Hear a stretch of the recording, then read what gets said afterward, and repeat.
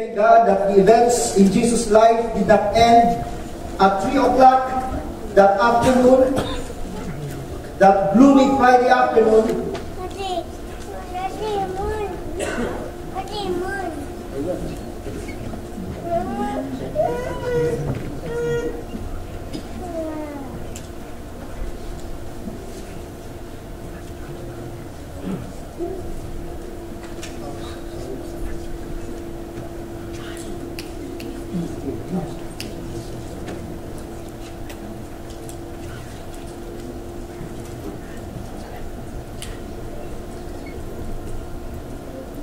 Here.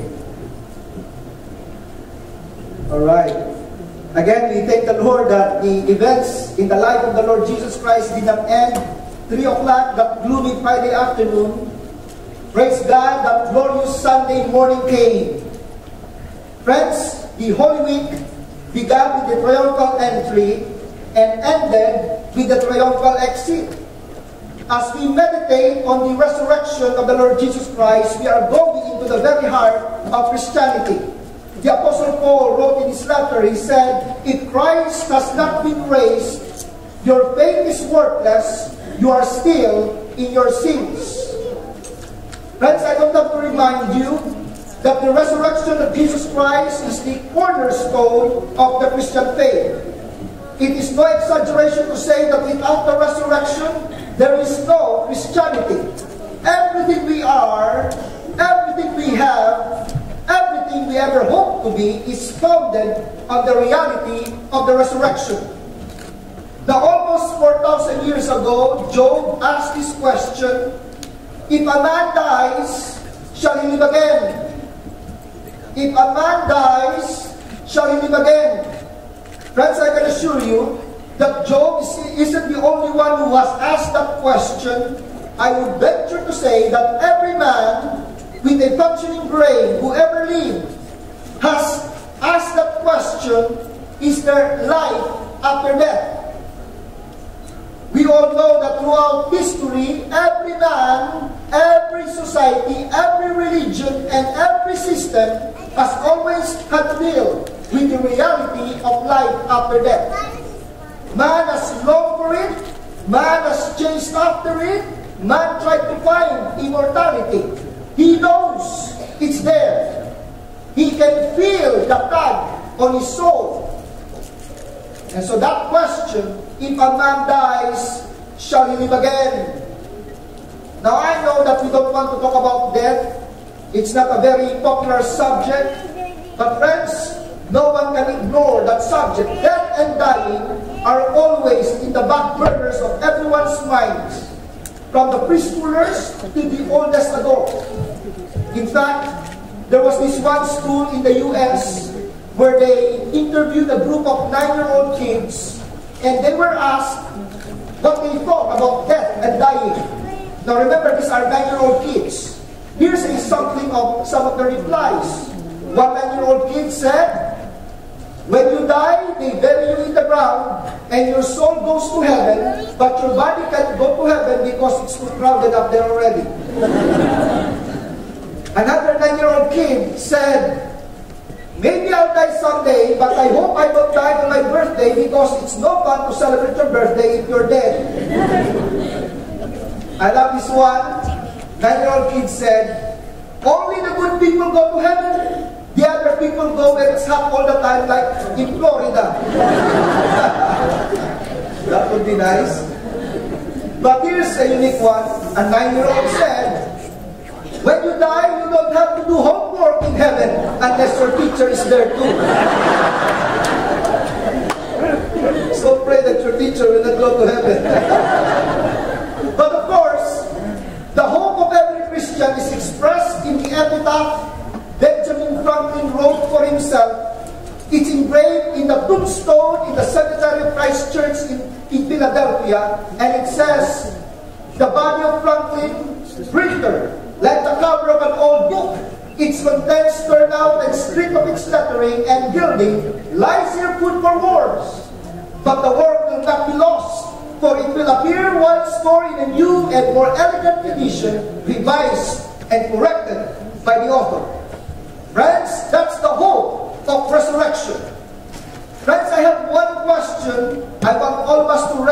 this afternoon, and I hope you have an answer to this question before you leave through those doors. The question, do you have the hope of resurrection? Or to put it another way, do you know for sure where you're going when you die? Now I know that in the minds of many people today, they say no one can know for sure where we're going. Well, that's because they do not read their Bibles. But I'm going to show you right now, here's a man, before he died, he was assured of going to heaven. Remember, the Lord Jesus Christ, when he was crucified, there were two criminals who hung there with him. And here's how Dr. Luke recorded that event. I'd like for all of us to read this together. Luke chapter 23, starting with verse 32. All of us, please. Ready, read. Two other men, both criminals, were also led down with him to be executed. When they came to the place called the Skull, they crucified him there along with the criminals. One on his right and the other on his left. One of the criminals who hung there hurled insults at him. Aren't you the Messiah? Save yourself and us. But the other criminal rebuked him. Don't you fear God, he said, since you are under the same sentence? We are punished justly, for we are getting what our deeds deserve. But this man has done nothing wrong. Then he said, Jesus, remember me when you come into your kingdom. Jesus answered him, truly I tell you, today you will be with me in paradise. So there you have it. A criminal, before he died, was assured of going to paradise with the Lord Jesus Christ. Now the only question now is, can we trust the words of the Lord Jesus? Can Jesus actually back up his promise to take us to be with him when we die and be in paradise?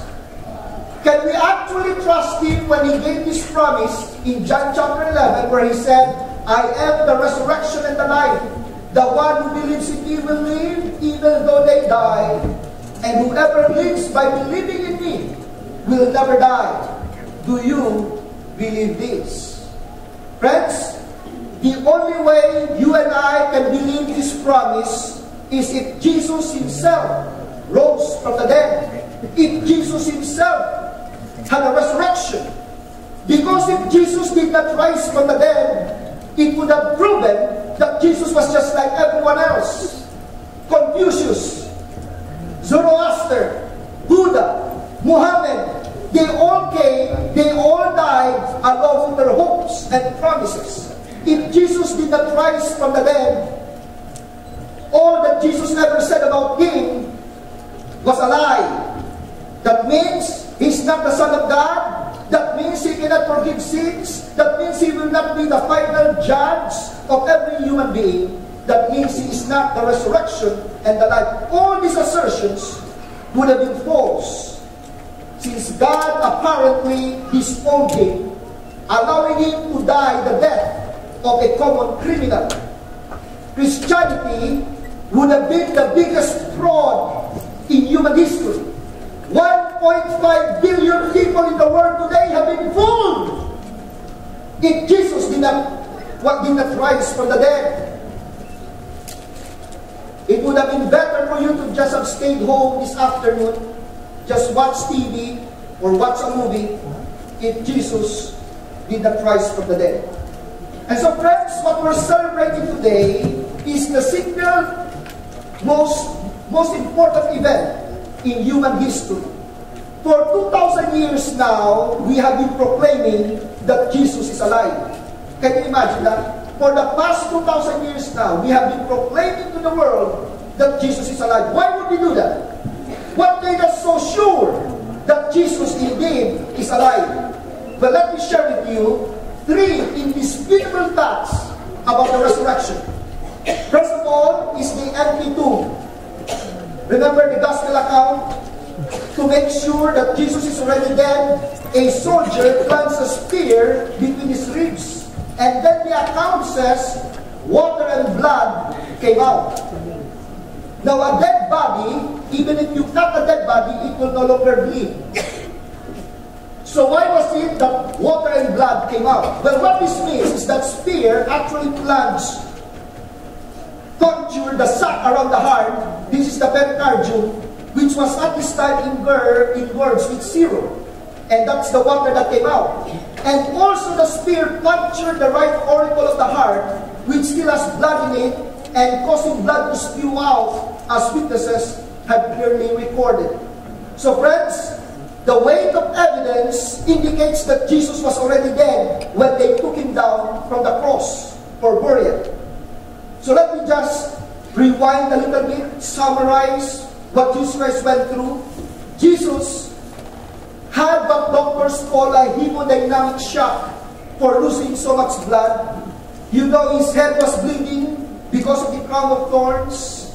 And then they drove these 5 to 7 inches spikes through his wrists or hand, and so it was bleeding. And then they drove those 5 to 7 inches spikes to his feet. Now the feet, this is where all the nerve endings meet. Now you can just imagine the cries, the kind of pain people are going through when they hit those nerves. In fact, there's no word to describe the pain. The Romans had to invent a new word just to describe the pain. And the word they invented is the word excruciatus. That's a Latin which means out of the cross. That kind of pain, excruciatus, is where we got the word excruciating. They had to invent the word because there's nothing in the vocabulary to express the kind of pain a person who is going through crucifixion. And so both his wrists and his feet were oozing with blood, and then his back was a total wreck due to the lacerations, and then his heart, of course, was pierced, which ruptured both the pericardium and the right auricle of the heart. And then they took down the body of Jesus, the dead body of Jesus, and then they tightly wrapped this body in linen, and the linen was soaked with 75 pounds of spices. And so like an Egyptian mummy, his head and his body were wrapped separated. And then Jesus' body was taken into a borrowed tomb that belongs to Joseph of Arimathea, and the tomb was sealed with a 2,000-pound gullet that covers the mouth of the cave. And then, as requested by the chief priests, there were 12 Roman guards armed with spears and swords guarding the tomb. Ladies and gentlemen, Jesus Christ became the very first human being ever in history to be guarded, to keep him in his grave. Early Sunday morning, while the soldiers were guarding outside, Jesus came out of the tomb. They didn't know that they were already guarding an empty tomb, but not for long, because God sent an angel to move the stone and then to show the empty tomb. Now this mighty angel, as reported by Matthew, was a mighty angel because it caused an earthquake when it landed in that garden. Now try to imagine yourself to be one of those 12 soldiers guarding that tomb. After the great earthquake, and then you see this glowing creature, Matthew says his face looked like lightning and his clothing was as white as snow. And with one finger he moved the 2,000-pound gullet, and then he sat on that stone, staring at the soldiers. Can you imagine the reaction of the soldiers as the earthquake, and then as they see this ghostly apparition, the guards fainted out of sheer terror. Now we know that because of fear, it can paralyze people to a point where they become unconscious. And so this is what happened to the soldiers. And then when they got revived, they looked around hoping that they just had a nightmare. But there they could see the tomb was empty, and this glowing creature still seated on the top of that stone, just staring at them. And you know what the soldiers did? They decided not to fight. They just ran as fast as they can into the city. They didn't report to Pontius Pilate because Pilate has already commissioned the chief priests to have authority over the soldiers. I believe, brothers and sisters, that the Jewish leaders were the very first to hear secondhand about the resurrection, even before the disciples heard about it. But you know what is so sad here? They didn't even believe the soldiers. They didn't even investigate the soldiers' story. They were so resistant, they were so sinful, they were so lax in their own religious system that they would have even investigated the report. They refused to believe. But they did one thing. They determined a way to prevent others from hearing about this story. And so to cover up this supernatural intervention, they drive the soldiers to confess. And here's what they instructed the soldiers. You are to tell people that the disciples took the body in the middle of the night while they were sleeping. And you know, this explanation persisted for centuries in Jewish circles. But friends, you don't have to be a lawyer to see the fallacy of that report.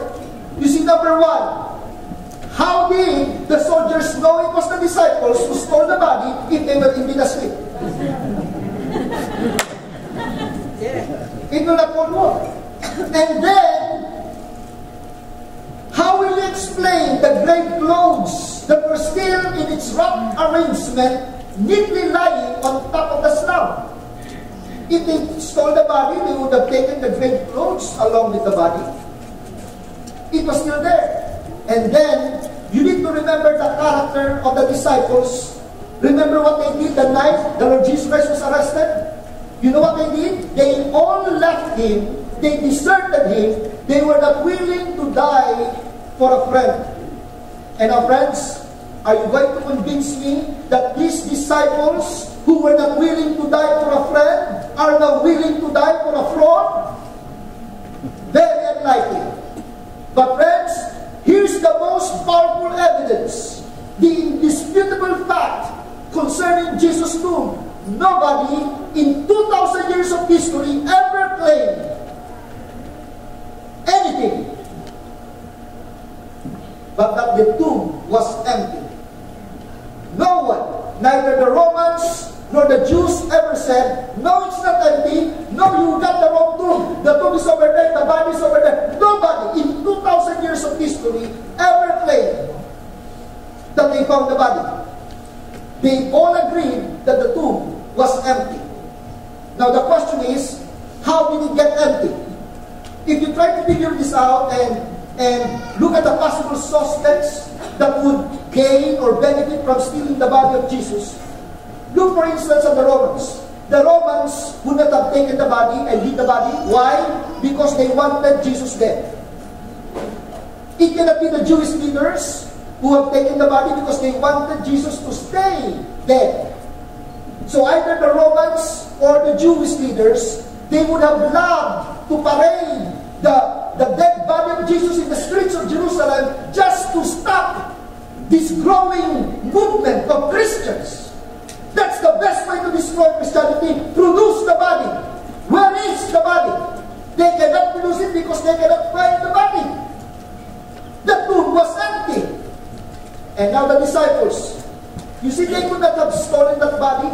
They have nothing to gain by stealing it. They have everything to lose by stealing that body. Why would they want to live a life of suffering and then be tortured to death for a lie? You see, if it all had been a charade, certainly one of those disciples would have broken ranks under torture and then told the truth where they hid the body. But friends, the unanimous testimony of history is that the tomb was empty on Easter Sunday. There is no motive from the disciples, no motive from the Romans, no motive from the Jewish authorities to have stolen the body. The only explanation that fits the facts is that Jesus really rose from the dead. The second indisputable fact about the resurrection, not only the empty tomb, but the eyewitness testimony. The eyewitness testimony. The Apostle Paul wrote here in 1 Corinthians 15, starting in verse 5, he said, and that he appeared to Peter, and then to the 12. After that, he appeared to more than 500 of the brothers at the same time, most of whom are still living. Some have fallen asleep.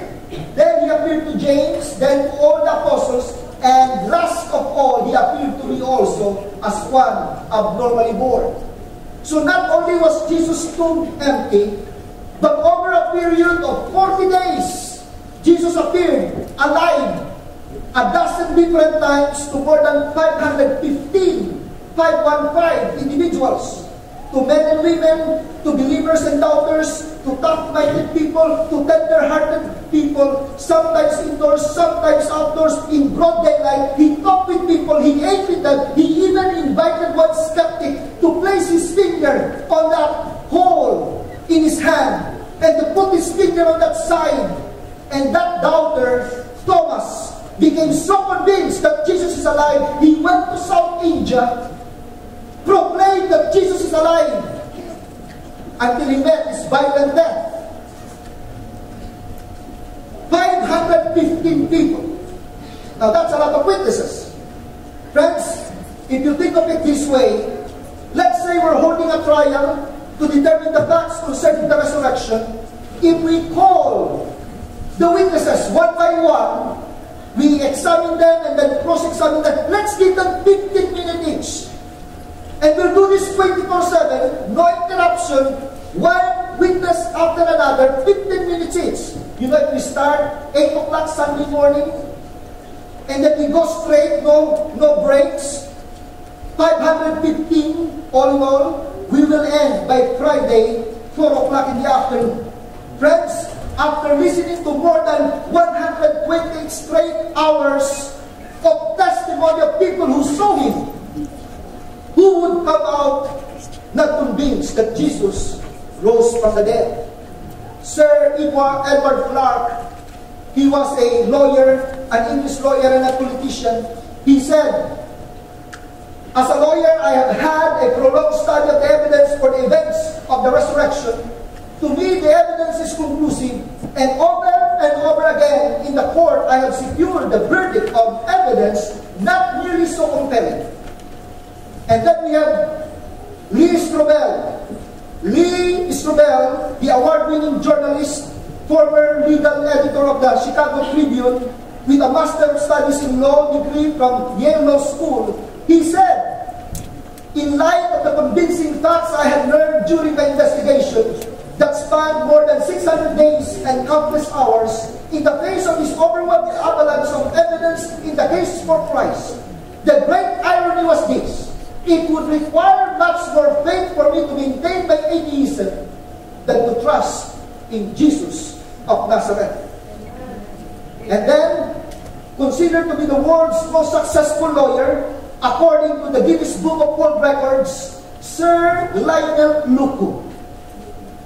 You know what? How did he become the most successful lawyer? What earned him that distinction is his astounding 245 consecutive murder acquittals. That means he defended people who have been accused of murder, 245 cases, all he won those cases consecutively. He is considered the world's most successful lawyer.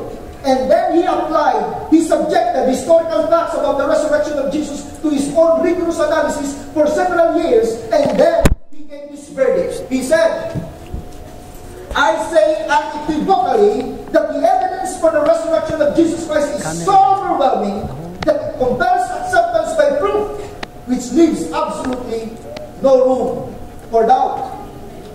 Friends, 515 witnesses. They saw with their very own eyes, held with their own hands, Jesus is alive. And then the last indisputable fact about the resurrection is the evident transformation of the lives who encountered the resurrected Christ. I mean, look at the disciples. Before Easter, they were dejected, they were despondent because they thought their leader was gone forever. Peter denied Christ 3 times, the disciples cowardly fled and hid.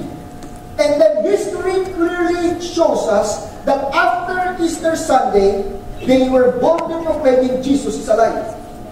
Suddenly, these once cowardly men are transformed into people filled with courage, willing to fearlessly proclaim to their death that Jesus had conquered the grave. So if the disciples knew that Jesus didn't really resurrect from the dead, do you think they would have died for that lie? You see, friends, the disciples, they were in the unique position in history to know firsthand, to know for sure whether Jesus had really risen from the dead. They encountered Him, they talked with Him, they ate with Him, and then they declared, it is true. Jesus is alive. Friends, the only explanation for their amazing transformation is that they saw the resurrected Christ. Or consider Saul of Tarsus, who later became the Apostle Paul. Tell me, how do you turn a Christian killing machine into the greatest apostle who ever lived? How do you take somebody who's doing everything he can to destroy the church and then make him the greatest proponent of the church? How do you make that kind of transformation? Friends, there's only one way. He saw with his own eyes the resurrected Christ. And friends, the indisputable fact is that the truth of the resurrection has transformed the lives of millions upon millions of people. People like Dr. Tom Rojas. He's a Christian leader in Manila. I met him and he shared his story. One day, he visited a man in prison who was convicted for murder. And then he shared the gospel with this man inside the prison. And the love of God touched the man's heart, and this man surrendered his life to Jesus Christ and made him his personal Lord and Savior. In tears, the man embraced Tom and asked him, how did you find me? I don't even know you. Why did you come to visit me and share about the love of God? Who are you? And then Tom shocked the man when he said, the man you murdered was my brother. And I'm here to share with you the love of God because I forgive you. Friends, to forgive the unforgivable, you know that God is at work. When there is bitterness in your heart and you cannot forgive a person, that means God has not at work. His power of resurrection in your heart. But that is a man who has been changed by the resurrection of Jesus Christ. I met this pastor in Dubai, Pastor Donny Lama. He was arrested in Riyadh, Saudi Arabia, because he was a Christian. The judge gave him an option to set him free if he will embrace Islam, but he said, I will not. I will not deny my Lord Jesus Christ. And you know what they did to him? They had him 70 lashes. 70 lashes. He almost died in prison. When he boarded Saudi Airlines to go back to the Philippines, he was accompanied by a doctor and a nurse because the airline authorities, they thought he's going to die in that plane. He survived. And Reader's Digest picked up his story, The Courage of Donny Lam. Why would people put their lives on the line? Why would people put their careers on the line if Jesus Christ is just dead and not alive? And brothers and sisters, some did not survive. Like this case in India, they were martyred for their faith. Graham Staines and his sons burned alive in India. The report says in January 1999, Gladys Staines' husband and sons were martyred for Christ in India. Graham Staines was a missionary from Australia who specialized in work with lepers. On January 23 of 1999, Graham and his two sons, Philip, 11 years old, and Timothy, 6 years old, were murdered by a large mob of militant Hindus. They had gone to a Christian camp in the jungle where Graham was ministering. At midnight, the mob attacked, setting fire to the jeep in which Graham and his two sons were sleeping. They were burned alive. When the fire finally cooled, they found the charred body of Graham Staines with his arms around the bodies of his sons. At his funeral, the streets were thronged with masses of people, Hindus, Muslims, Christians. They were there to show respect for Graham and his family and to show their solidarity against the actions of the killers. Despite the fact that persecution of Christians has increased in recent years, the President of India came forward and he said that someone who spent years caring for patients of leprosy, instead of being thanked and appreciated as a role model, should be done to death in this manner is a crime that belongs to the world's inventory of black deeds. The people of India had looked at this situation and they've asked, why would a man leave his wealthy country and serve lepers in India for 34 years? Why would his wife and daughter completely forgive the killers of their family? Why would they choose to stay and serve the poor? Who is this God they believe in? Could it be that Jesus really is the Christ? Brothers and sisters, for 2,000 years, Christians have laid their lives for the Lord Jesus Christ because they believe that Jesus rose from the dead.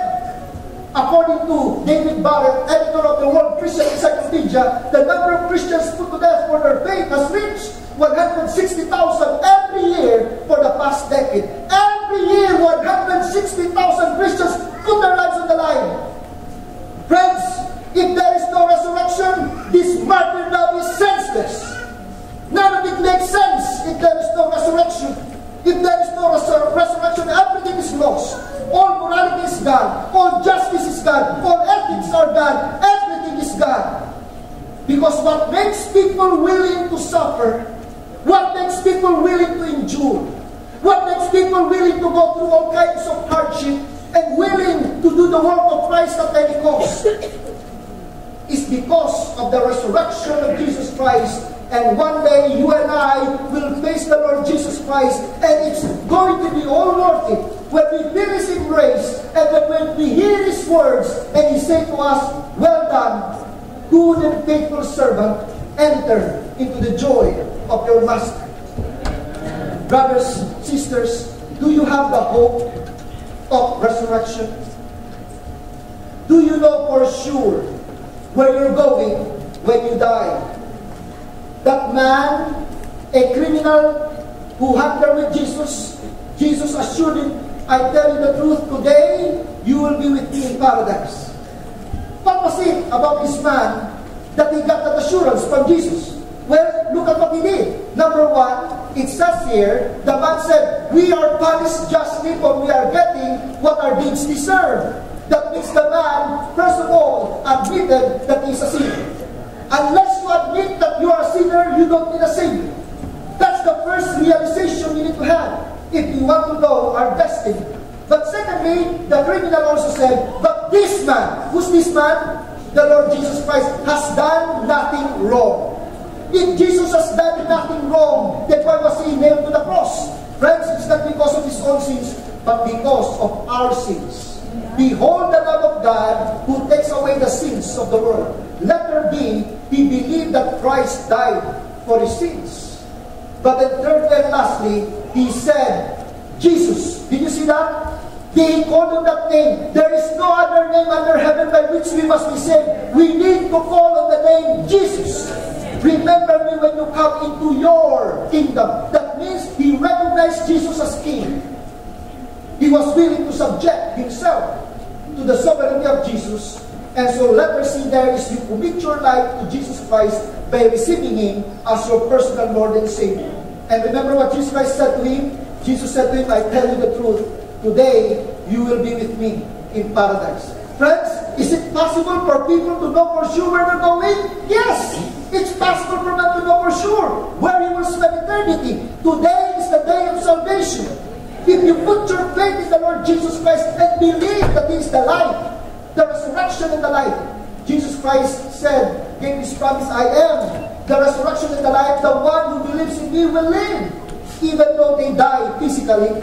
And whoever lives by believing in me will never die spiritually. Do you believe this? Brothers and sisters, the Apostle Paul wrote these words. Look at this very carefully now, and then we're done. Please read with me the words. Ready? Read with me. Ready, read. That if you confess with your mouth Jesus is Lord, and believe in your heart that God raised Him from the dead, you will be saved. Look at that. First, confess with your mouth, and then believe in your heart that God raised Him from the dead, and you can know your eternal destiny. You don't have to wait to die to know where you're going. Right now, Jesus is waiting. This is the day of salvation. If you're here tonight, and this is your first time to hear this kind of message, Maybe you're not even sure what will happen if you die today. Well, friends, the message of the resurrection of Christ is that now we can know because Jesus Christ is alive. I'd like for us to sing a song and then we will have some time for prayer. There will be two prayers that we will be offering this afternoon. One prayer is for those of you who would like to know for sure. If you're here this afternoon and you're saying in your heart, Pastor Roy, I don't really know where I'm going. If I die tonight, I'm really not sure where I'm going, but I want to be sure. We want to pray with you. We want to pray for you. We would like you to come forward after we sing. But the second prayer is for those of you, you have a loved one who doesn't know the Lord. You have a brother, you have a sister, you have your mom back home, they do not know the Lord, and you want to claim their souls for the Lord Jesus. We'd like you to come forward too, because we'll be praying for those loved ones. Alright? So we will have two prayers. People who would like to receive Jesus and know for sure where you're going, you come forward. And those of you who have loved ones, you'd like to claim their souls for the Lord Jesus Christ, we'd like you to come forward. Let's sing with our worship team, Amazing Love. Let's all stand, shall we? Before we pray, let's all stand and we sing together, Amazing Love. And then we will pray.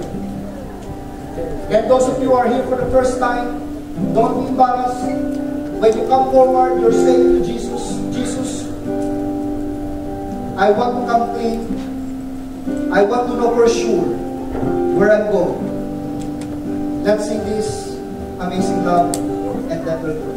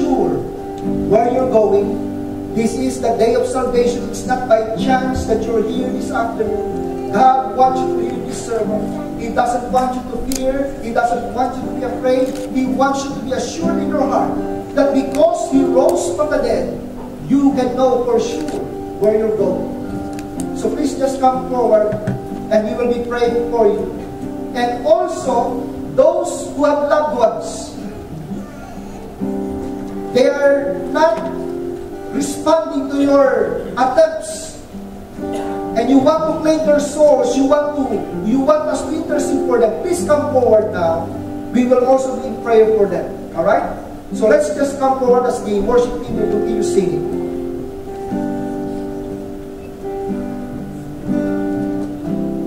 I'm forgiven because you were forsaken. I'm accepted. You were condemned. And I'm alive and well. Your spirit is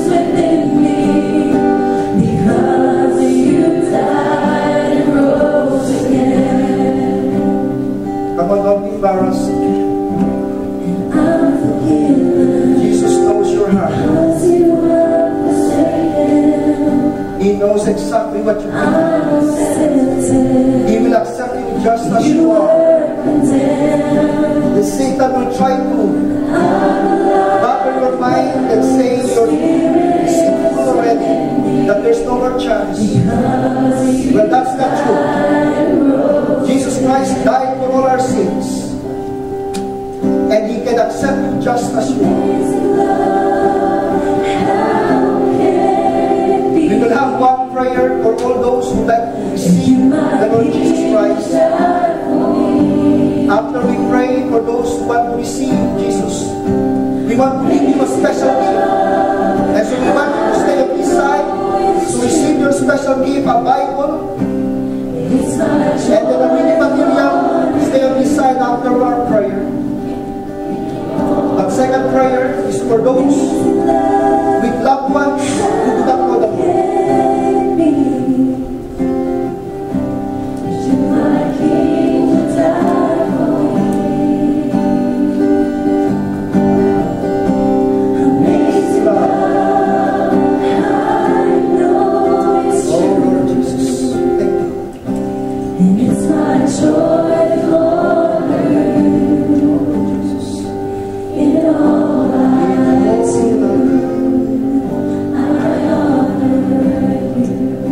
The Apostle Paul wrote, if we confess with our mouths, I want you to say this prayer as loud as you can. Say this prayer, confess with your mouth, and believe in your heart.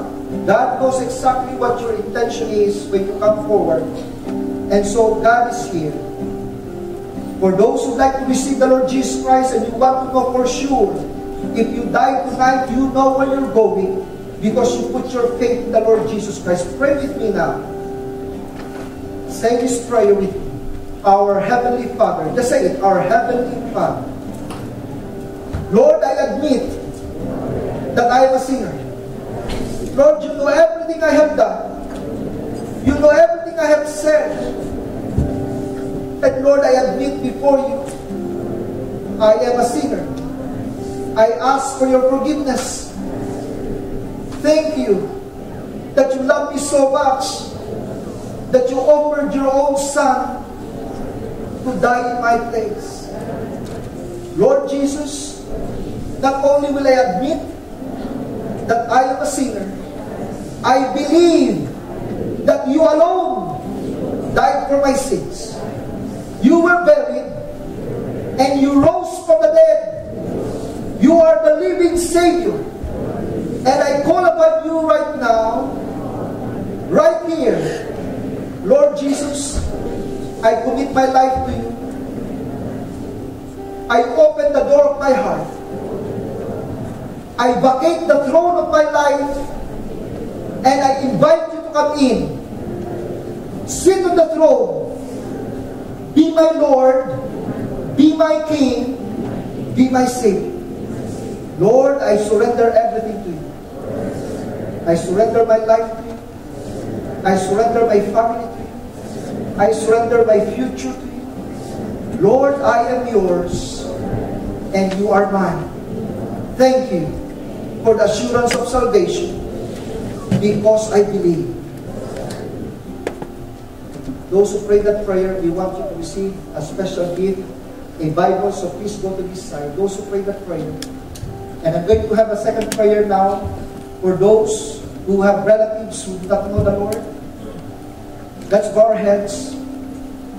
Heavenly Father, we stand before you in the name of your Son, the Lord Jesus Christ. Lord, we thank you because your hand is not short. Lord, we thank you because nothing is impossible with you. There is no heart that is so hard. There is no eyes that is so blinded, Lord, that you will not be able to reach. And so, Lord, right now, right here, in the name of the Lord Jesus Christ, wherever this loved one is, that father, that mother, wife, husband, children, cousins, Lord, wherever they are, Lord, we pray. Open their eyes, enlighten their minds. Lord, convict them that they need the Lord Jesus Christ. And Lord, we pray right now that you'll break every bondage. Lord, that you'll break every chain, anything and everything that is preventing them from receiving the Lord Jesus Christ. In Jesus' name we ask. Release them from these bondages. Lord, we pray that the precious blood of the Lord Jesus Christ will cover our families, will cover our children, will cover our loved ones, and Lord, we claim their souls for the Lord Jesus Christ. Thank you, Heavenly Father, that you will do what is right. And we thank you that we can trust you to do what is right. And so, Lord Jesus, we just commit to you these prayers this afternoon. Thank you again for hearing us. Thank you for the resurrection of the Lord Jesus Christ. In His name we pray, and God's people say, Amen and Amen. Praise the Lord. Let's give the Lord a clap offering. Again, we want you to receive a Bible. So please, there will be people who will be approaching you, especially just here for the first time. Right here, we have people here. Receive a Bible, and then some reading materials to start you, to help you get started in your Christian walk. Now, brothers and sisters, this is now our time to give our tithes and offering. So you receive your bulletin, and inside your bulletin, there's an envelope. We want you to give this envelope, even if there's nothing inside. Please pass this envelope to the ushers.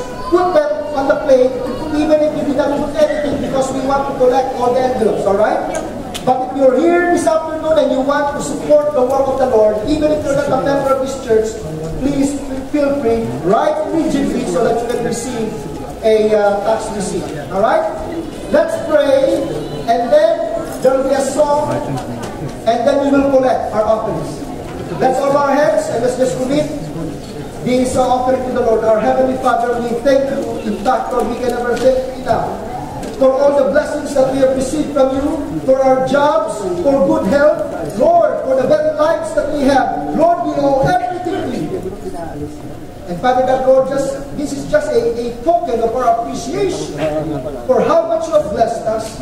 And so, Lord, we pray that this money will be used for the enlargement of your kingdom, and that your name may be glorified in our midst. So, Lord, we commit to you this offering now. Thank you. In Jesus' name we pray. Amen. Amen.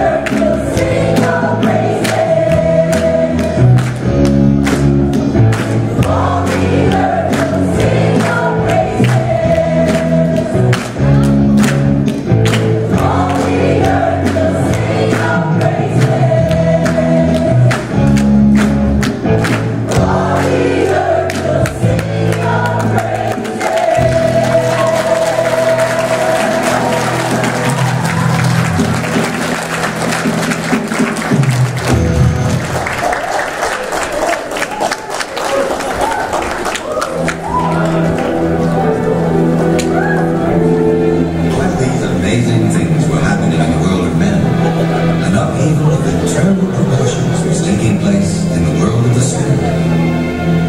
The scriptures say that if the spiritual rulers of this age had understood the plan of God, they would never have crucified the Lord of glory. But they didn't understand. And Satan himself engineered the death of Jesus Christ, who then walked straight into hell and set the captives free.